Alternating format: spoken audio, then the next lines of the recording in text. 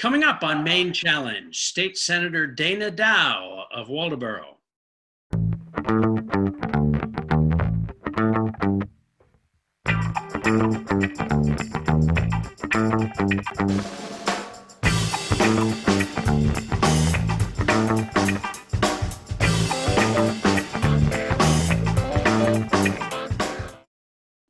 Hello and welcome to Maine Challenge.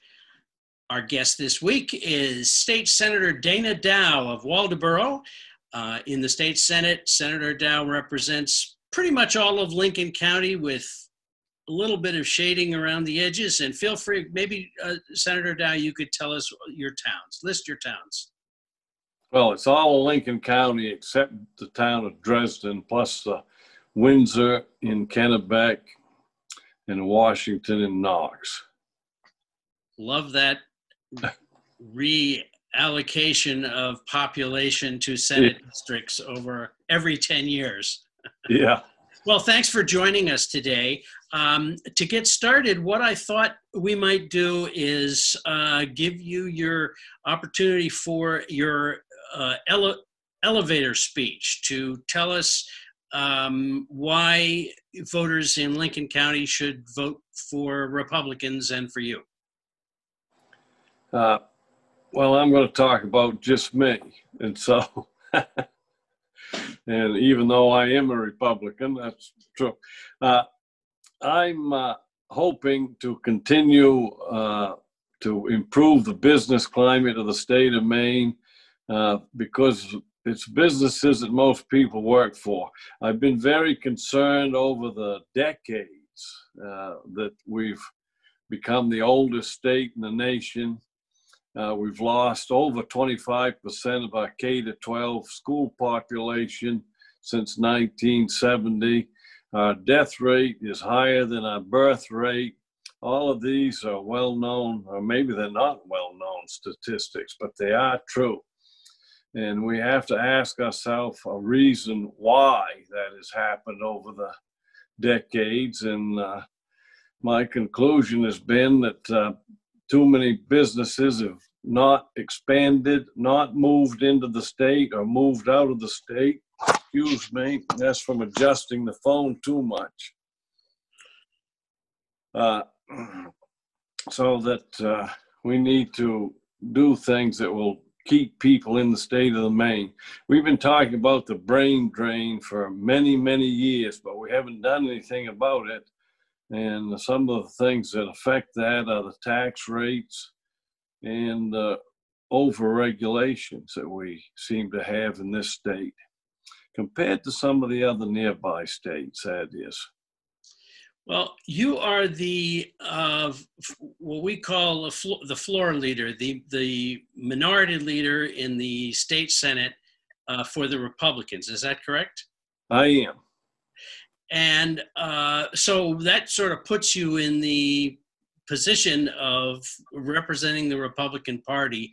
And I've heard a number of people who are confused and somewhat disoriented by the lack of a platform at the convention last week. And I think voters want to know, at least many that I've talked to, want to know where candidates stand in terms of the big issues. And I'd like to hear from you on that as to where you are on some of the big issues. And I'll name them if you like, or I'll let you just talk about the ones that come to mind. Well, of course, as I've already stated, business is a big one. Increasing the business opportunities for Maine. And I'm not talking about businesses because I own Dow Furniture, but I'm not Dow Furniture. The 18 people that work for me are Dow Furniture. Right. So if anything I can do to make the business more stable, make it more productive, make it better, it benefits them. Sure. And how does it benefit them? It gives them pay raises, gives them health benefits, just gives and other benefits, and just gives them stability. And stability is the key to businesses. So when I talk about business, I'm really talking about workers in the state of Maine.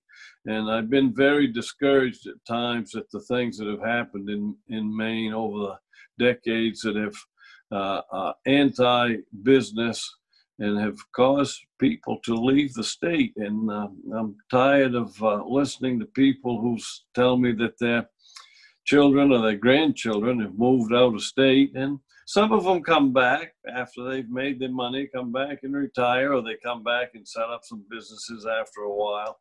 But it'd be nice to keep a lot of people here. This is a great state, and those are always my main concerns. Those are the long-range goals.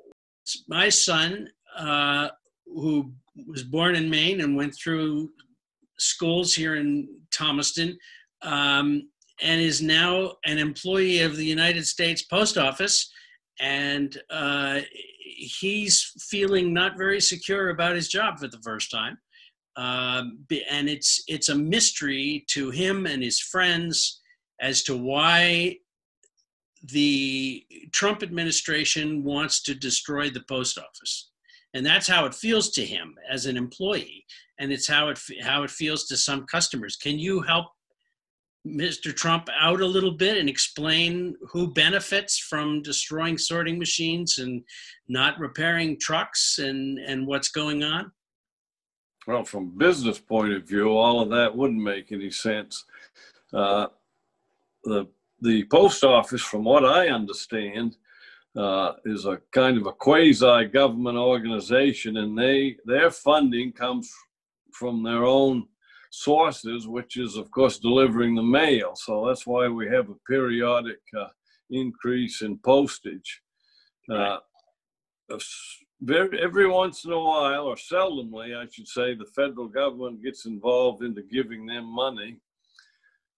So this may be one of those time periods when we have to step in and give a dose of money to help through a problem that seems to be going on right now. But that's what I would look at. But of course, that's a federal problem. That isn't something I deal with. It's more than a federal problem. It's a problem to every state, including ours.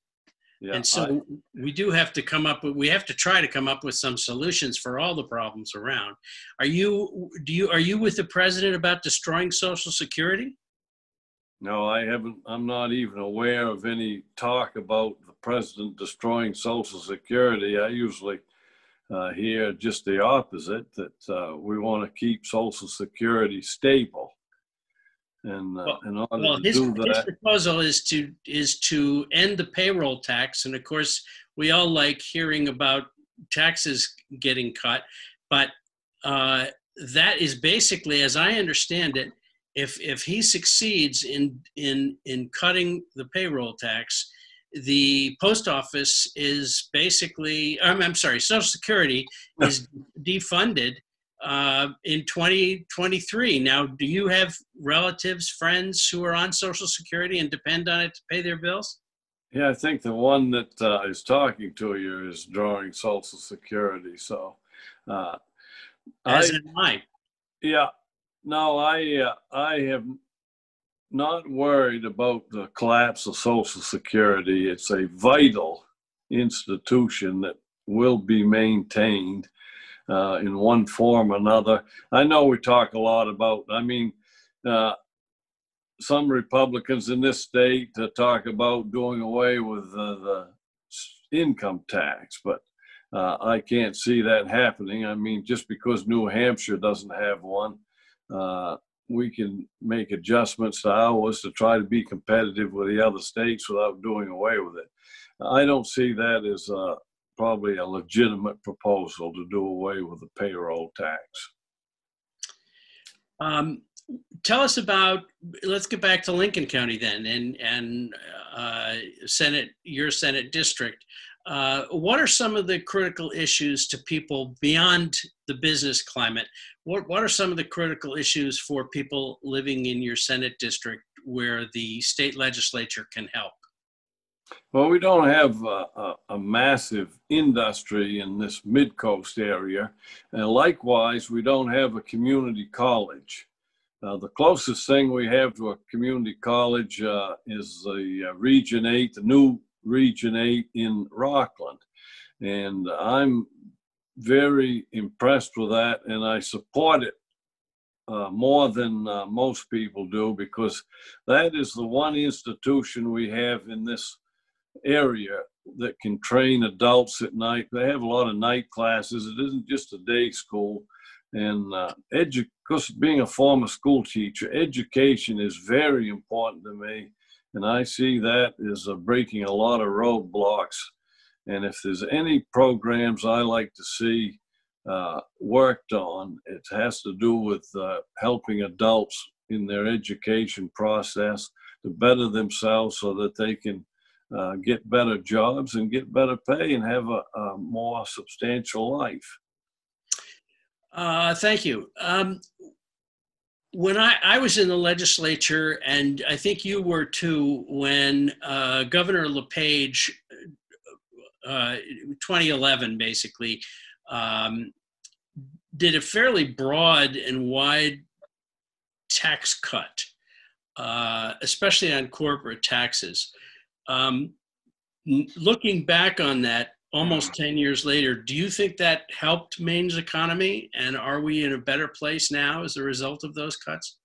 Yeah, I don't think the corporate tax was cut much. We still have one of the highest corporate taxes in the nation.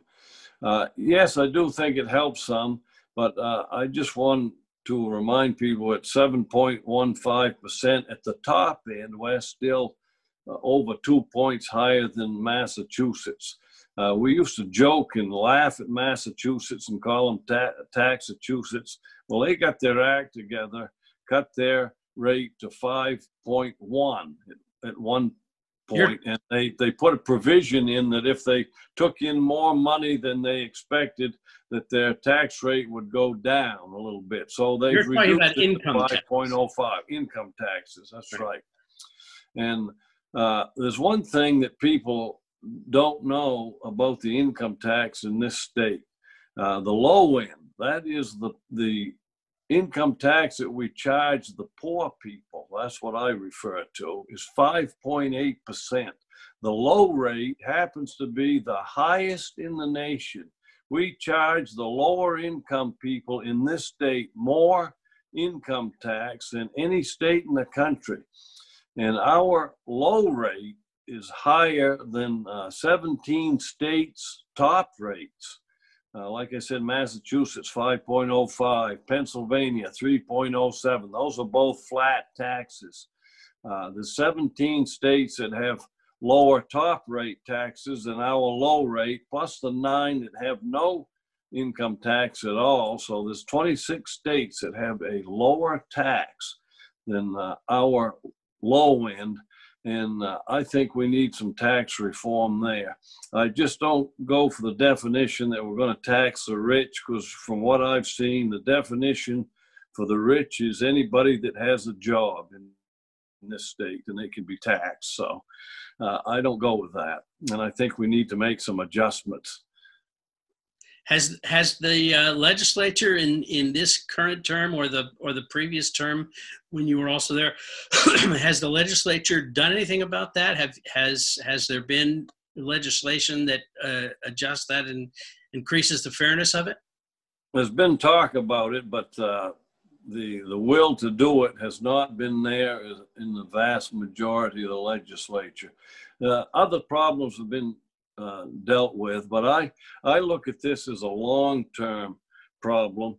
And when I look at the population of the state of Maine being stagnant, and then because I'm very well traveled in this state, and I've been around this state all over and spent much time in different localities. And I take northern Maine, for instance, who has lost 40% of that population since 1970. And that's just about time the income tax started to kick in. And I believe that every time we ratcheted up the income tax, it took some businesses in northern Maine that were on a knife edge already, because the markets are so far away in Boston that their expenses were more, that it caused them harm. So I would like to continue to pursue some tax reform, and it's for working people. I want to get the tax back so that businesses will expand. Businesses will come here and locate. And in this state, we don't have a great reputation for business climate. New Hampshire, in some publications, is rated number 2. We're rated number 48 in some publications. Sometimes we get put on the short list for businesses looking to relocate, but most of the time we don't make the short list. We make just a long list and not the short list. One thing that I've been concerned about for a long time are energy costs. And I'm wondering where you are on alternative energies like solar and wind, and do you support, let's start with that. Solar and wind, are you a supporter or not? Well, I was the sponsor of the major solar bill this year that passed. And that is a bill that has had big ramifications in this state. I actually had several companies, about a dozen of them, come and meet me in the Senate chamber. They were from Massachusetts, they were from New Hampshire and Maine, to tell me how grateful they were for this solar bill, which allowed medium-sized projects. By medium-sized, I mean a whole school system to be able to set up a solar system, or a town to do it. And it erased a lot of the roadblocks that were in place. And for instance, Maine Health, they called me personally a few weeks ago to tell me that when they get their projects done, that they're going to save $1 million a year. So solar to me is just another business part that I'm always in favor of investing in businesses in the state of Maine and anything that will improve businesses. My reputation in conservation in the state, at least in the state house, is fairly well known. 2 years ago on the conservation survey that was given out, it's a scorecard. I was the only Republican. I'm going to say that again. I was the only Republican in the House and the Senate that received a perfect score on the scorecard for that year. I've always maintained. This is from the Maine conservation voters? Yes. And I've always maintained quite a high score throughout. And at one time I looked to see where I compared, and one of the senators that was ahead of me, Republican senators, was one who had been an independent and previously been a Democrat. He was slightly, had a couple points on me, and Senate President Kevin Ray from Washington County. But I've always maintained that. I think it goes back to my roots with Teddy Roosevelt and the park conservation and all of that. I really think it starts there, but I've always been very concerned with conservation. So the solar projects have been very important, and there are several towns. Matter of fact, there have been a couple of articles in the Portland Press Herald lately talking about solar projects. Now, they don't ever mention my name, of course, but a lot of the stuff that's being done was because of the bill that I was asked to sponsor. And why was I asked to sponsor that bill? Because why not a Democrat? Well, I'm a Republican. I'm supposed to be the one against those things. I'm not. And they knew as a leader that they thought I could get the bill through, and I was glad to do that. And I supported and spoke on the bill whenever I needed to help get that solar bill through. Well, good for you. I appreciate that. How do you stand on the so-called corridor, the mostly underground DC line to deliver Canadian hydropower to Massachusetts that cuts right through the state of Maine? Are you in support of that project? I do support it because it'll help substantially lower carbon dioxide emissions. In an energy symposium I attended many years ago when I was in the Senate, the talk was that if New England was going to grow, they had to increase their power supply 15% or more. And this is one of the sources that will do it. I know for a fact that Canada has built all of these power sources, dams. They'd already done it. It was like watching the movie about build it and they will come. Well, they already have these things in place and they're using about 40% of this clean power. And if we can get it into New England, it'll help. Not only does it just go to Massachusetts, but we're all part of the New England power grid, and it'll come back up here too, and it'll help with our costs of energy also. I'm convinced of that. Do you know why Vermont and New Hampshire rejected the project? I think the line that it would have to cut through were much too long. We're talking about 58 miles for us. Somebody told me it's like the equivalent of creating 2 new dairy farms. I don't know. That's just a funny way of saying it. But anyway, ours is like a 58-mile corridor to get to the existing places. Somebody told me a curious fact that it's 150 feet wide, only needs to be 75 feet to get the power out of Canada. The other 75 feet has to do with the potential for lines being put up from windmills, because the power coming out of Canada is DC and the windmills produce AC, and you can mix the two, but you have to do it either at many small substations, which are uneconomical, or you do it in one big location in Lewiston. Huh. I hadn't heard that one. No. What did you have any bills that are sort of stuck in the limbo of not being able to get out of committee and be disposed of before the next legislature? Yeah, I don't have any personally. I've looked a whole bunch of them. There are a half a dozen business bills that if they were all instituted and you piled one on top of the other, it would be quite devastating for businesses. There are just too many regulations and too many different things that have to be done in tax here and tax there. And that's not conducive to this business climate. And I'm not going to vote anyway for things that don't improve the business climate, because I'm tired of I don't want my own grandchildren to leave the state either. So we need to do everything we can to improve the business climate in the state of Maine and make it possible for businesses who want to come here.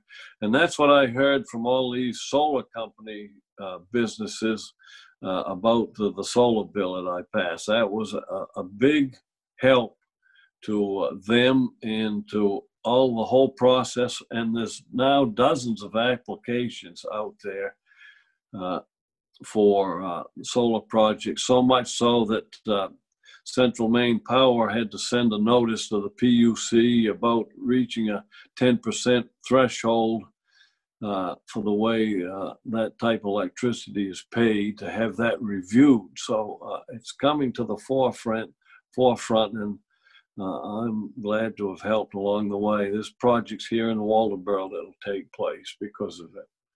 Well, we're running out of time. Unfortunately, there's lots more to cover that there always seems to be. But one thing I did want to ask you about is coming back for a special session. Were you opposed to that, or were you opposed to some process that caused you to not respond, or all the Republicans, most of the Republicans, not to respond to the request by Senate and House leaders to call you back into special session? Yeah, we did our own survey, and the survey in the House and the Senate was we didn't want to come back for what they wanted to. We adjourned sine die at the end of the session, which means we come back for special sessions. Special sessions are 1 to 3 days in length. We didn't want to come back for 2 to 3 weeks. and run over bills. The easy fruit, the low-hanging fruit had already been picked off the tree. This was not going to be a 3-day session. This was going to last 2 to 3 weeks, in my estimation, at a minimum. And how are you going to get the House back with 151 members? Even if you put them in the Civic Center, they're still not allowed to have more than 50 people in one location. So that was an impossibility. The other thing that I thoroughly objected to was if the limit is 50 and is for protection from spread of COVID, how are you going to put about 200 legislators plus all the staff for 2 to 3 weeks and then evenly distribute us back out all across the state of Maine? There was no magic window to go back into session, and that has been made clear by the wedding up to Millinocket.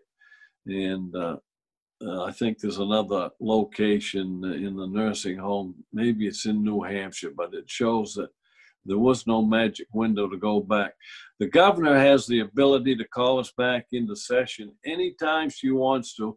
And when she calls us back, if she does, there's always an agenda. She tells us what they're calling us back for. Republicans were more than happy to go back for any emergency items that were COVID-19 related, including any budget items or anything. And so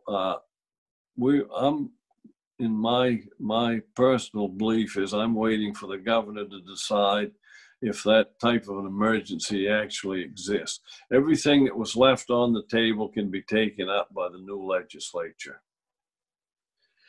Okay, well, thank you. That pretty much wraps up our session. And we very much appreciate your coming on to the show and answering questions for us, and wish you well in your election.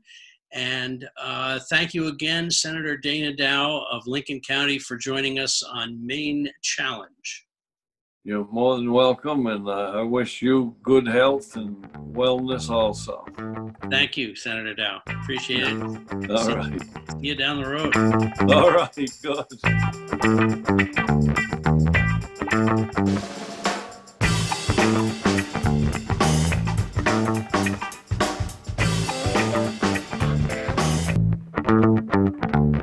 Show your support for Maine Challenge and LCTV's programming. We're all about community. Please go to lctv.org to make a contribution. Your support makes us stronger together.